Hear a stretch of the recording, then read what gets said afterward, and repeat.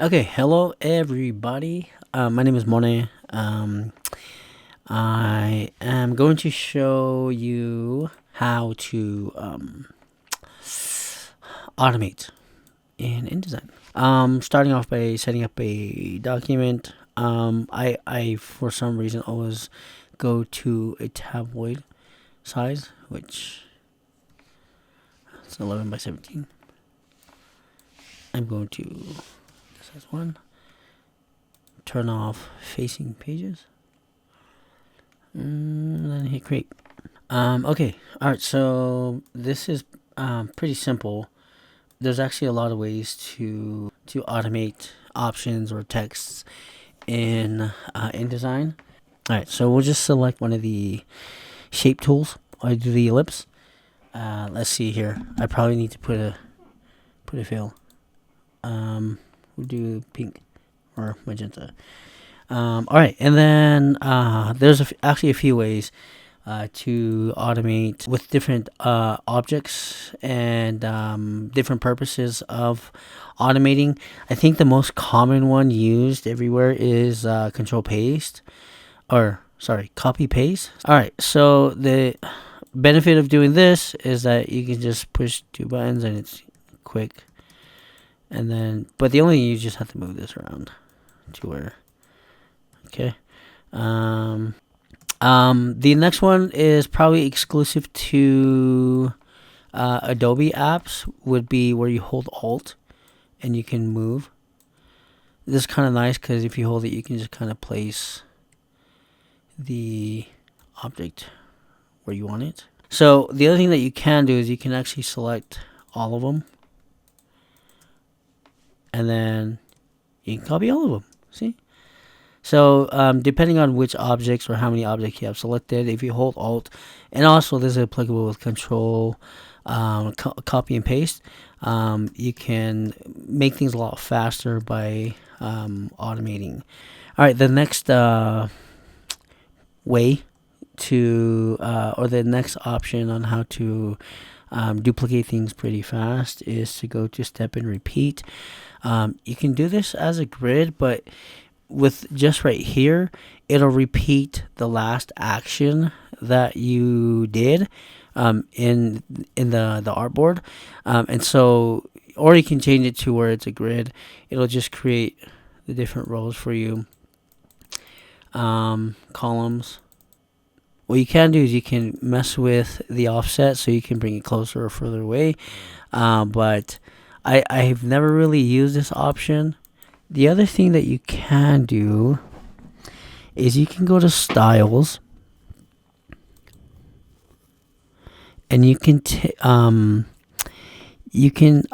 select object styles, and what you can do here is with this object selected, you can hit add, and then it'll copy this style. So this style right here. So what this would do, if I had multiple different, I can click this and it'll automate it to the exact way that original object was formatted. But if I were to change this, so if I were to change the original one, okay, say I wanted to add a stroke, what will happen is this one right here, it'll still revert it back. And so what you would need to do, okay, you see how there's a plus next to this? This means that the original formatting was changed. So you would have to go here, and then you would actually redefine the style. So this updates it to where to what you changed it to. And if you saw every other circle that had this style formatted, it would automatically update everything. So the nice thing about this is that if you go to pages and say you need to add a page, so what you can do is you can actually add if I were to add a circle here, and then I just click on the object style, it'll update it. And this is an easy way to go through the pages in InDesign and actually format the different objects to the same formatting without having to redo it each and every time. And so those are the ways that I've seen to automate the different styles for objects. What you can also do is with styles, you can also do styles with text. So if we create I can actually change this right here.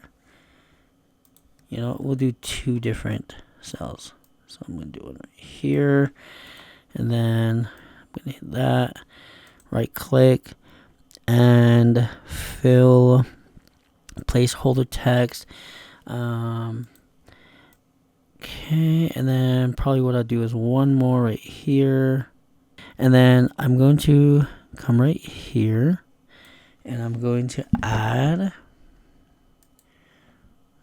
or you know what, I'm going to change the size to let's say 14, and then I'm going to just select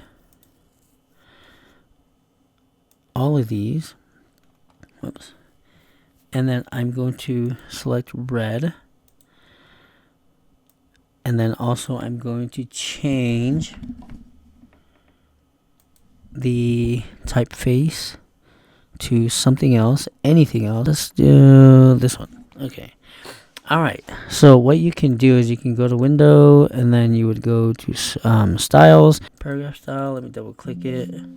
I'm going to change this to red paragraph. Okay. Hit OK. Alright, so then when I hit this cell right here and I hit this red, it's going to change it to exactly that.